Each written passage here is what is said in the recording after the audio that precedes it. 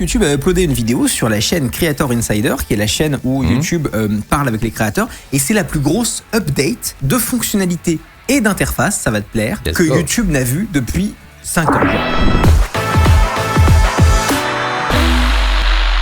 Il y a une quantité de features énormes qui sortent et de redesign. Trop bien. Et donc j'ai envie de débattre un petit peu de ces nouvelles features avec le chat. Parce qu'il y en a qui concernent les créateurs, il y en a qui vont concerner les viewers aussi.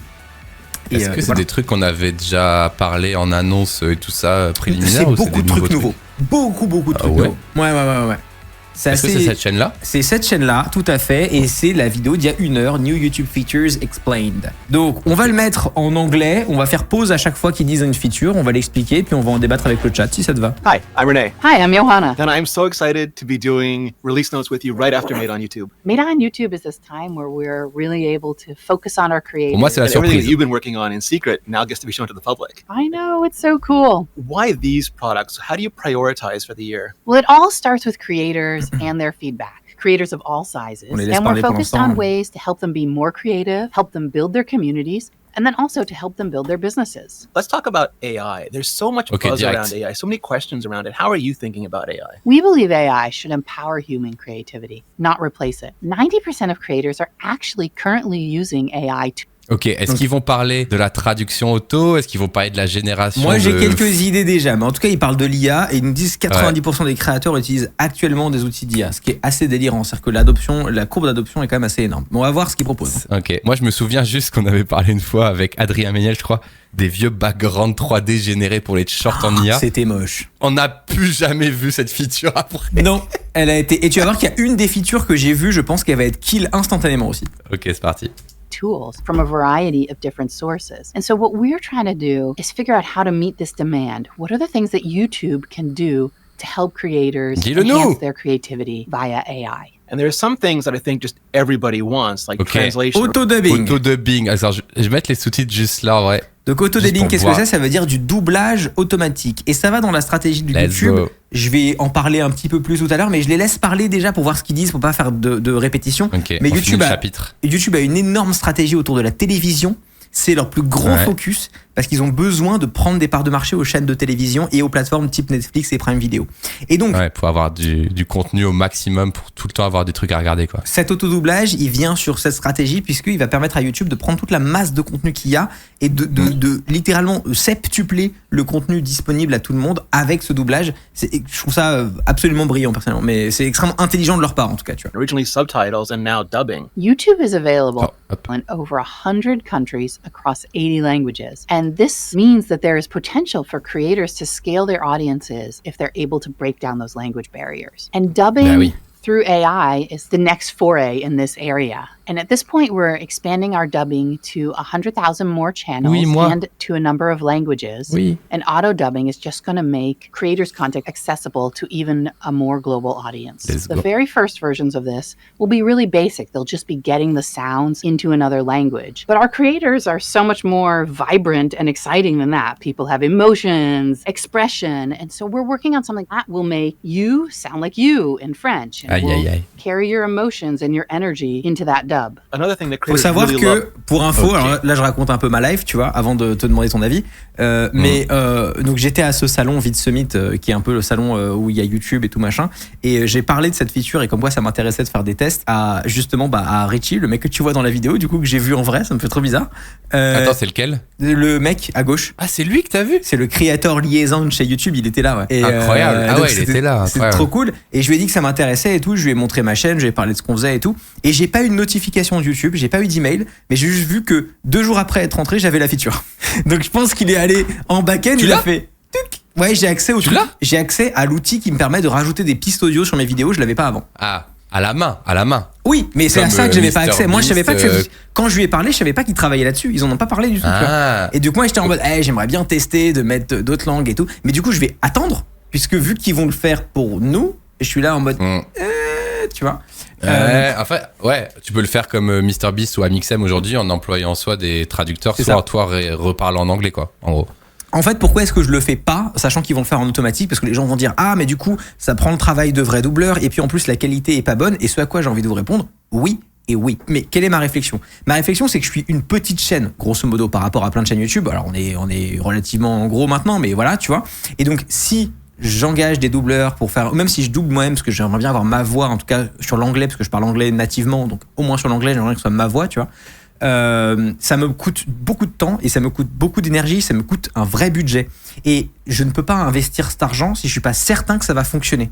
Et donc en fait, moi ce que je vais faire, c'est que je vais utiliser leur truc d'autodoublage pour aller targeter certaines langues où je pense qu'il y a des gens qui seraient intéressés par mon contenu. Et si je vois que ça marche, alors là, je ferai une version plus propre, parce que j'ai envie que ce soit plus propre, tu vois. Mais en fait, leur autodoublage, pour moi, ça va être une belle V1 qui va me permettre, avec un truc de qualité telle qu'elle est, tu vois, de les tester, de voir s'il y a des gens, je sais pas, en Corée, qui regardent ce que je fais. Et si c'est le cas, alors là, je vais faire appel à un studio et on va faire un truc un peu plus clinos, tu vois. Mais ça me permet du coup de pas engager trop d'argent dans un truc qui juste est un trou financier, tu vois.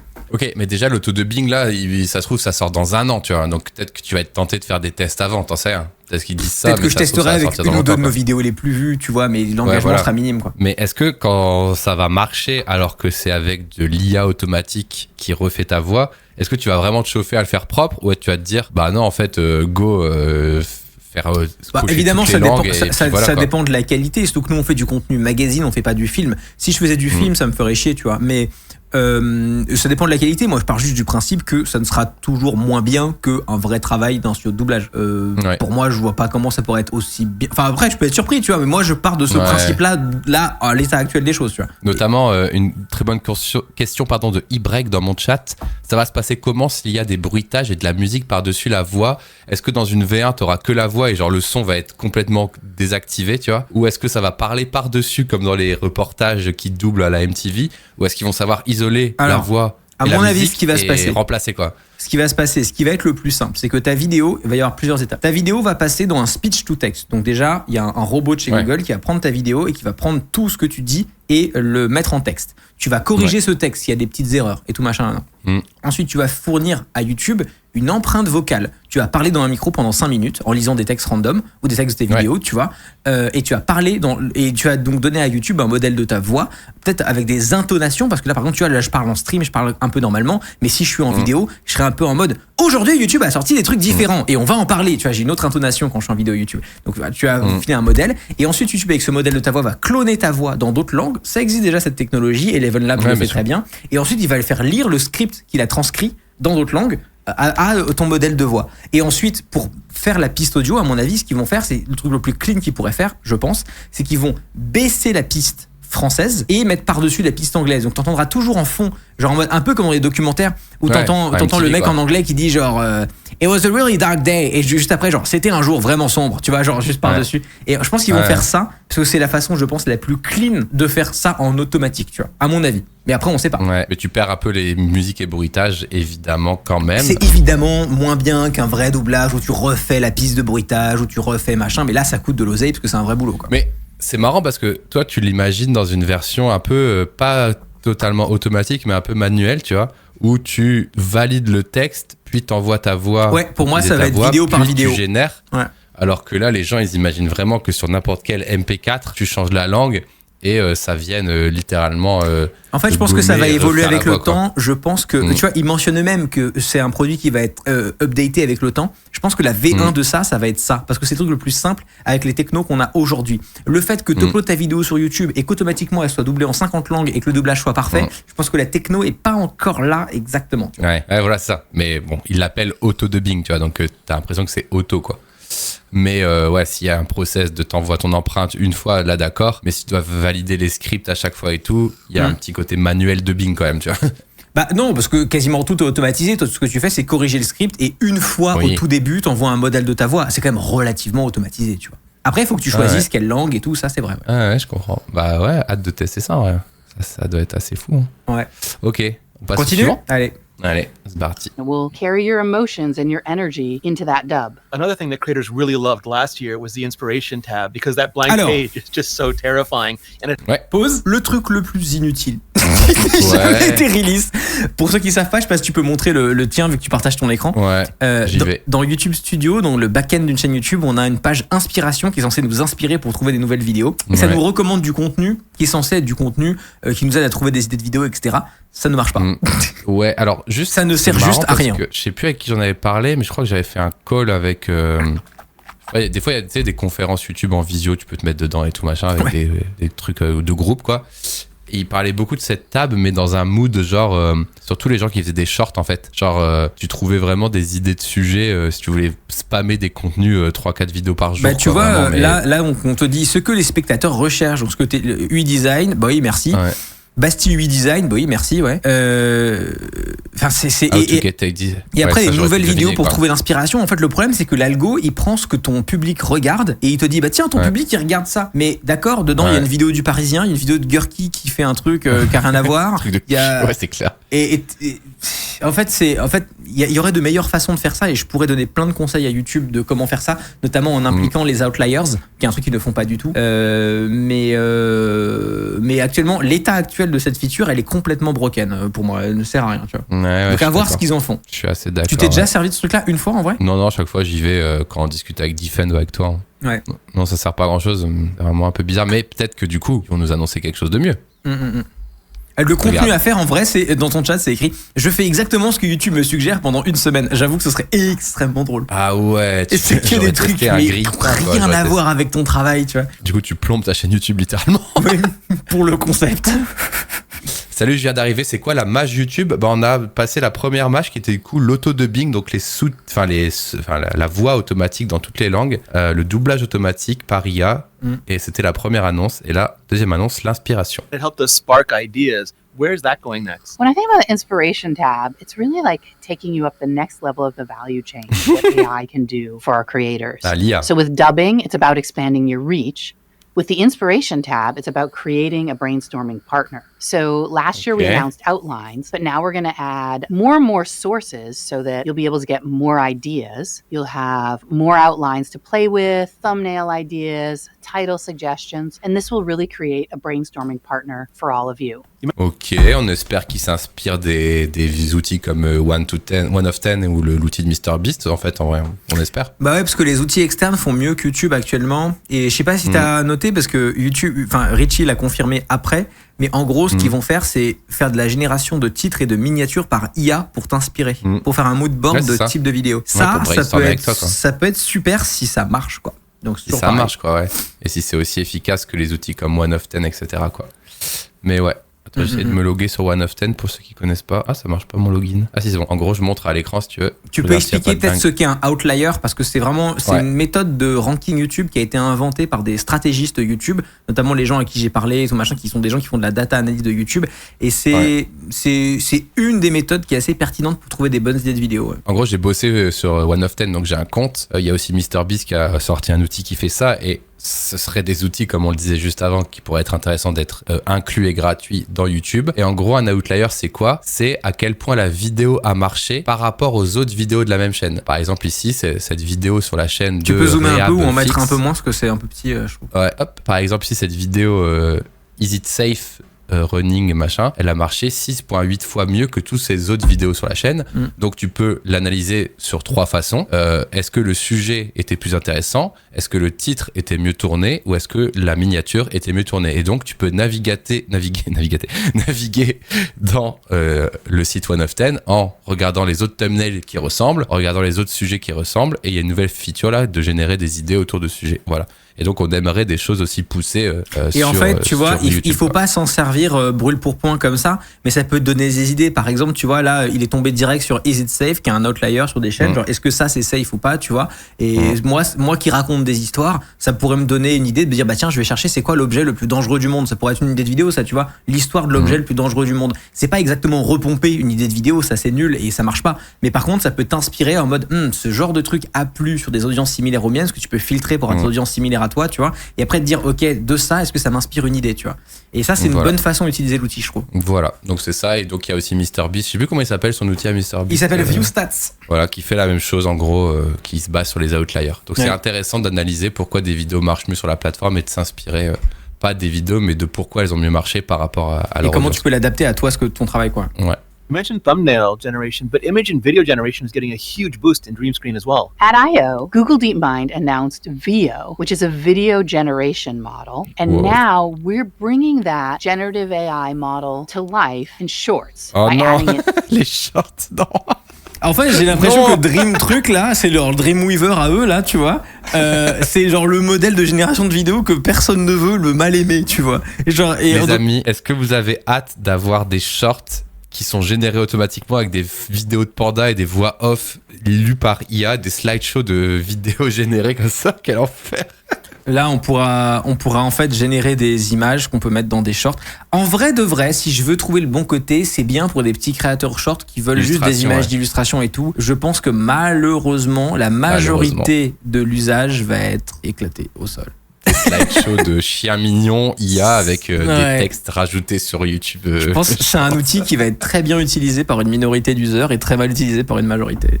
Ouais, ah là là. it to Dream Screen. So the idea here is that creators can create really cool videos and Ouais. backgrounds to help them Ils make lâchent things pas, they hein. couldn't Ils lâchent pas leur imagine truc des before. backgrounds Today vidéo. we Hein. heard C'est fou, Ouais, ils ils avaient sont déjà fait dessus, une feature des backgrounds vidéo par IA qui était ultra LED et ils lâchent pas ce truc. Hein. Ouais, mais j'en ai parlé au début, ils l'ont bien remis. Hein. from Haley Pham, a creator who makes videos about books, and she can use Dream Screen to generate Oui. the backgrounds with Ah, the voilà. look and feel of the world. Oui, c'est très spécifique, c'est très bien utilisé là, mais je pense pas que c'est genre C'est faire bon, ça. ok. En gros, ce qu'elle dit en anglais, c'est que c'est une booktubeuse qui fait des shorts, qui raconte l'histoire Ouais. de livres qu'elle a bien aimés, et elle utilise ce truc-là pour générer des images qui illustrent un peu le monde du livre. C'est un des très bons usages de ce genre d'outil. Bah mais, ouais. mais Très bon usage, mais bon. pour une meuf comme elle qui en fait un usage super, malheureusement. Ouais. Enfin, bref. Worlds that she's reading. We also heard from a fashion creator, Joe Ando, and he can bring his incredible Fashion Week creations to life. It's amazing because as a creator, I have all these ideas, but I don't have the budget of like Industrial Lights and Magic or Weta Workshops. And this could let me just take that vision and make the videos without having to worry about those constraints. I mean, that's the idea. You could build out special effects. You could build out things that you can exist in your imagination, but now you can bring them into your videos. My vacation was lame. I can just throw dolphins behind myself. I hope you don't have lame vacations, Renee. Me too. What are you and your team doing Okay. to just help creators better connect with our community? Ah, est-ce qu'on va pouvoir chatter Alors, dans YouTube? ça, On va pouvoir je- parler avec les gens. Je call, ça pour moi, dans 6 mois, ça n'existe plus. Ça va être comme les stories sur YouTube. Personne ne va s'en servir. Mais bon. Moi, je trouve ce qui manque sur YouTube, c'est de pouvoir parler en DM aux gens quand même. Bah, tu vas voir. Vas-y. Parce que, genre, si je veux te parler, Hardisk, je dis, viens, on fait une vidéo ensemble, je te trouve ton Twitter ou ton Instagram, alors qu'on pourrait se parler sur YouTube. Moi, je trouve il y a un truc que YouTube devrait faire, surtout que genre en plus ils ont les memberships, donc c'est une sorte de Patreon mais dans YouTube où tu Bah peux ouais. payer pour être abonné à une chaîne. Ils devraient faire Ouais. des DM payants pour des chaînes YouTube. Ouais. Ce serait une dinguerie, Ouais. genre comme OnlyFans, ça marcherait de zinzin, tu vois. Ouais, comme tu sais, les channels de discussion Instagram, mais version payante. Pour moi, ce serait trop bien. Tu peux genre D'ailleurs, lâcher j'ai- 1 euro ou X euros pour envoyer un DM à un YouTuber que t'aimes bien, machin et tout, nana. Il y a tellement de gens qui paieraient pour ça, mec, ce serait incroyable. D'ailleurs, j'ai fait une news sur YouTube quand t'étais parti en voyage et c'était YouTube courses. Donc en gros, t'auras un onglet pour mettre des cours qui serait vraiment comme sur un site, tu sais, de tutos où t'as, tu sais, Oui, j'ai vu chapitre un, qu'ils ont chapitre sorti 2. ça. Pour les gens qui font des formations ou des tutos, c'est vachement bien, ouais. Moi, j'ai trop hâte de le faire. Hein. Mm. Je m'enregistre mes petits tutos. Ils sortent dans l'onglet courses, donc dans l'onglet education. Ils mélangent pas avec mon feed et je suis très heureux, tu vois. Ouais. Et donc voilà. Donc ça, ce truc-là. We know that Vas-y. C'est le nouveau réseau social qui va être inclus à toutes les chaînes YouTube. J'ai hâte que tu vois. Moi, je trouve ça vraiment éreinté au sol. Mais Ah, c'est Google Plus tiers? non, mais regarde. Ouais, j'ai pas vu, moi, attends. nurturing community is so important to creators. Oui. And so what we're doing is we're replacing the comment tab in Studio with a community hub. And this is Quoi? Il y a plus d'onglet commentaires? Il y a plus l'onglet commentaire dans YouTube going to add Studio. new features. Ah, attends, ça Ok. lag de baiser par contre là. Ah, c'est moi qui mets pause en fait pour t'écouter. Ah, pardon. C'est parce que tu parlais en même temps. Ok, Ok, il y a excuse-moi. plus. Je me tais. Ok, je mets plus pause. Community Hub. And this is going to add new features that allow you to manage your comments. It's going to spotlight key commenters from your community. Ouais, ok. And also, it's going to help you nurture connections. We'll have reply suggestions that reflect your style Ouais. and also create a starting point to help respond to the kinds of comments that are coming in. Ok. I love that because there are so many blank comment boxes sometimes, and I really like the idea of getting some help, just getting started with them. What can we do to sort of help creators go even deeper with their audience? One thing we're rolling out is a community feature. And so this is going to allow fans to talk to each other and to post to your community. One thing that we know is probably on your minds: what kind of control will creators have? And basically, creators will be in control. Creators can choose whether or not to turn this on or off. They can choose requirements. Renee, you actually showed me an example of this in the wild. We saw a creator called Mog Swamps, and I noticed that he had a community that really appreciates cats. A lot of really cute cat posts in Mog Swamps community. So many cats. It always comes back to cats. Cats are pretty cute. Let the cat videos flow. We're also trying to pause 2 secondes. En gros, J'ai compris, mec.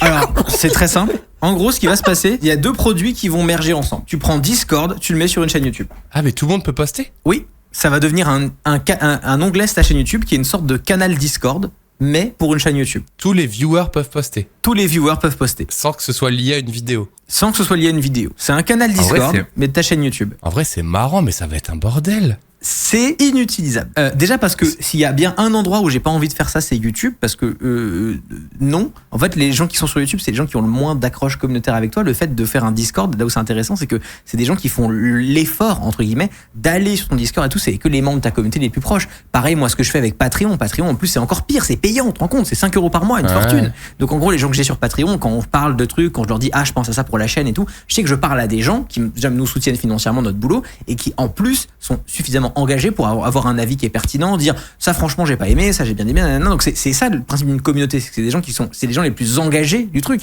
Là tu mets un truc communautaire aux gens qui sont le moins engagés, donc ils vont le plus poster tu vas devoir modérer. Puis, ça va être un travail de modération insupportable.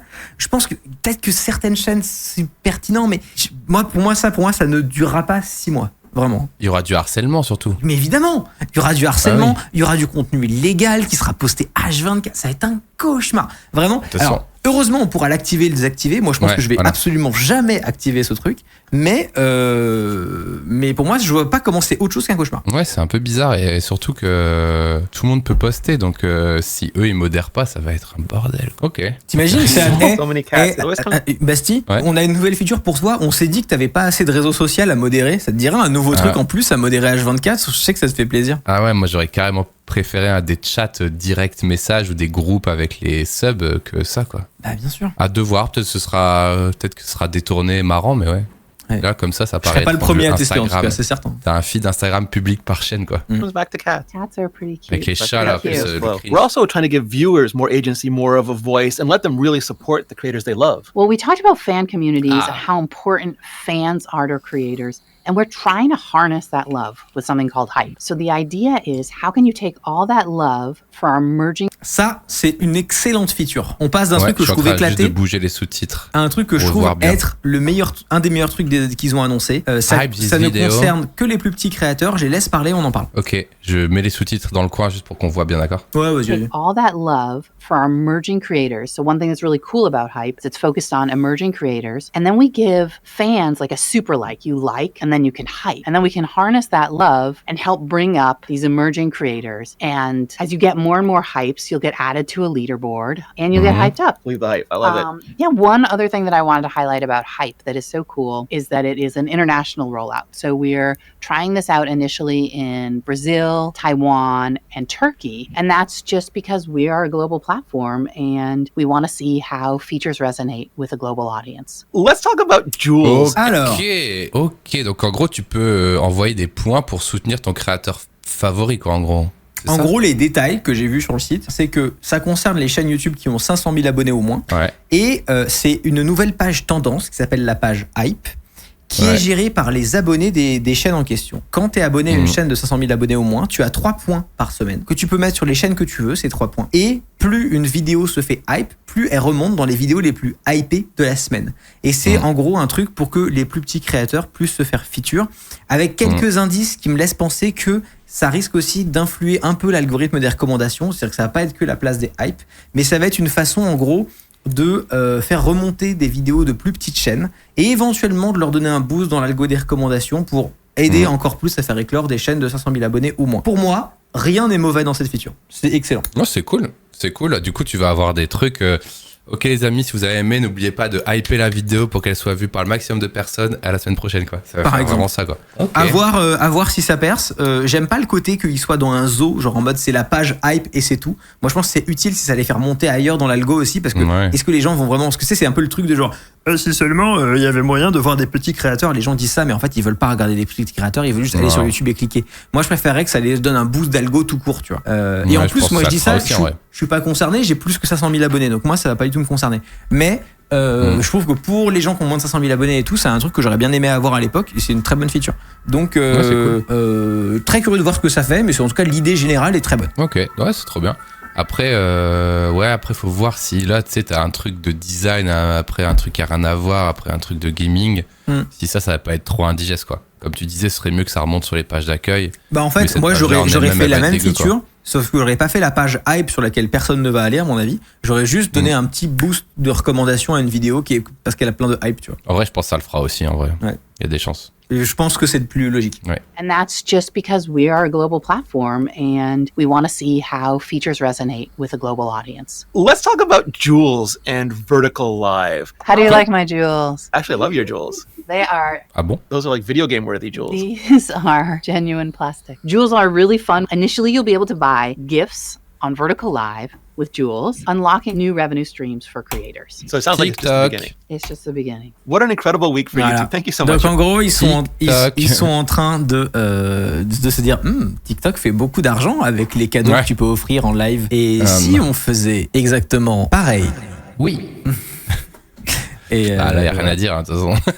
Il n'y a rien à dire. Alors, il y a aussi un truc qu'ils mettent pas dans la vidéo, mais qui est sorti sur un post de blog, c'est que l'application TV va aussi se prendre un redesign. Ah, ça fera du bien, parce que c'est vrai qu'il y a des trucs qui sont un peu lourds à naviguer des fois. Ouais, et comme ils poussent à fond l'usage télé, ils sont en train de redesigner l'application de télé. Voilà. Notamment les shorts sur la page d'accueil de ta télé. Est-ce que tu peux continuer cette chanson et faire des rimes, s'il te plaît? Tu m'as pris pour Suno, enculé. Le mec, il m'a prompté, quoi. Il vient de me prompter. Est-ce que tu peux réécrire ça avec un ton plus enjoué? Ce sera non. Mais non, mais je trouvais qu'elle était drôle ta chanson, moi.